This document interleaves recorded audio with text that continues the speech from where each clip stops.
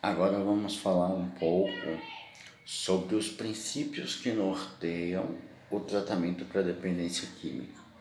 E o primeiro princípio, ele vai dizer que não há um tratamento isolado que seja apropriado para todas as pessoas. Portanto, para cada paciente existe um plano terapêutico que se aplica ao caso dele. Tá? O segundo princípio vai dizer que o tratamento ele deve ser de fácil acesso.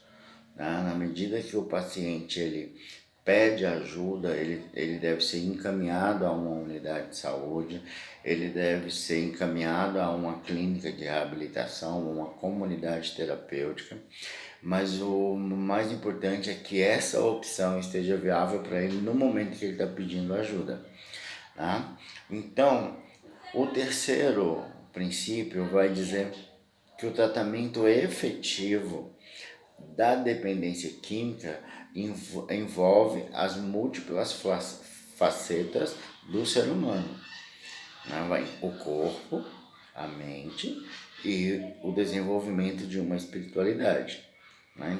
Então, todos os ângulos da vida dessa pessoa precisa ser tratado dentro desse tratamento oferecido para a dependência química.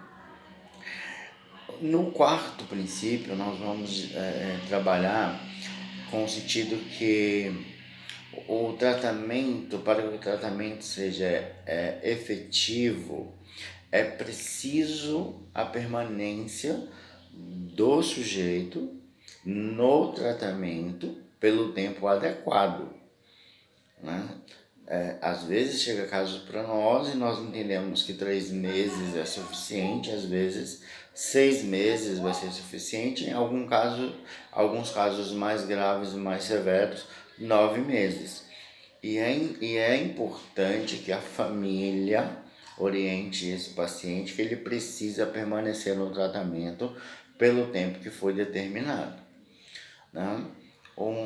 O quinto princípio vai dizer que as terapias individuais e as terapias em grupo são essenciais, né? Porque na terapia individual ele vai falar sobre ele mesmo, na terapia em grupo ele tem um tema determinado, ele vai poder falar sobre esse tema, partilhar com os companheiros, e essa partilha é muito importante que aconteça, né?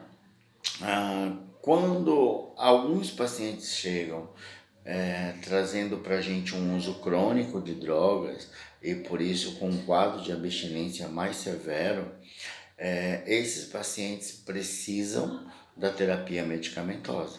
Vai precisar tomar alguns medicamentos que vai reduzir o desconforto que a ausência da droga traz, vai tomar alguns medicamentos no intuito de prevenir possíveis convulsões, porque isso acontece devido à ausência da droga.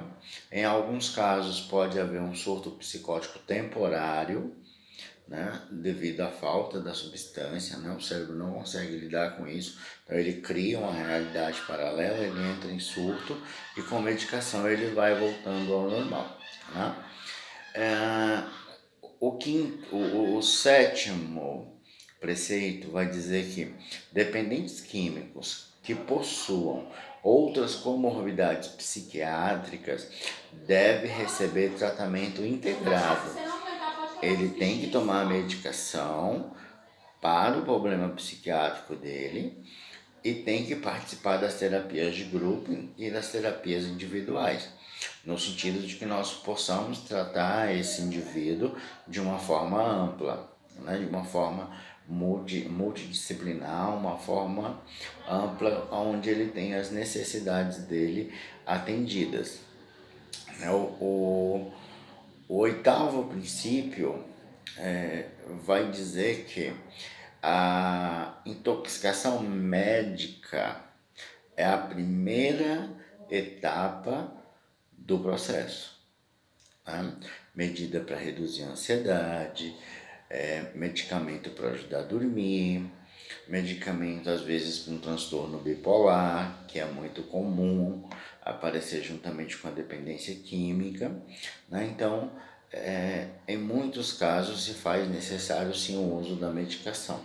E é inclusive o que muitas famílias questionam, né? Por que tanta medicação? Por que o médico passou tanta medicação? Por que meu filho está tomando uma medicação que é para epilepsia, para ele não ter convulsão? Porque a ausência da droga, dependendo da intensidade do uso, da frequência do uso, tirando-se a substância, ele pode vir ter quadros convulsivos, que são mais presentes em pacientes alcoólatras, né? Então, nesse sentido, precisa sim da terapia medicamentosa. E o nono princípio, e não é o último, vai dizer que o tratamento ele não precisa ser voluntário para ter efeito. Né? Muitas famílias falam, mas e se eu levar ele contra a vontade? Ele não vai aceitar o tratamento e não vai resolver. Pelo contrário. Né? O que costuma acontecer para a gente? Que geralmente vem um paciente que ele é voluntário, ele vem porque ele quis.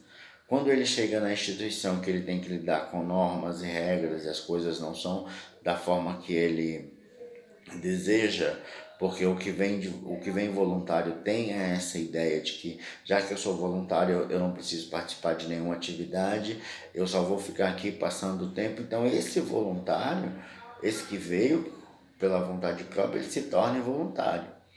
E na mão contrária, o cara que ele vem porque a família trouxe, ele não desejava vir, mas a família trouxe através de resgate, através da própria família, a tendência é que esse involuntário se torne voluntário. Quando ele conseguir perceber a dimensão do problema dele, então ele vai começar a participar das atividades, ele vai participar das terapias e ele consegue fazer sim uma avaliação da sua doença. Né? Então o tratamento voluntário funciona? Funciona.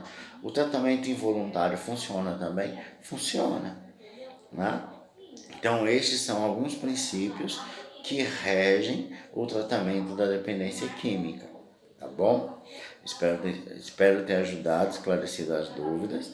Qualquer coisa pode mandar mensagem, pode comentar na publicação, que eu estarei aqui com a maior disposição para tirar as dúvidas de vocês, tá bom? Muito obrigado e até o próximo vídeo.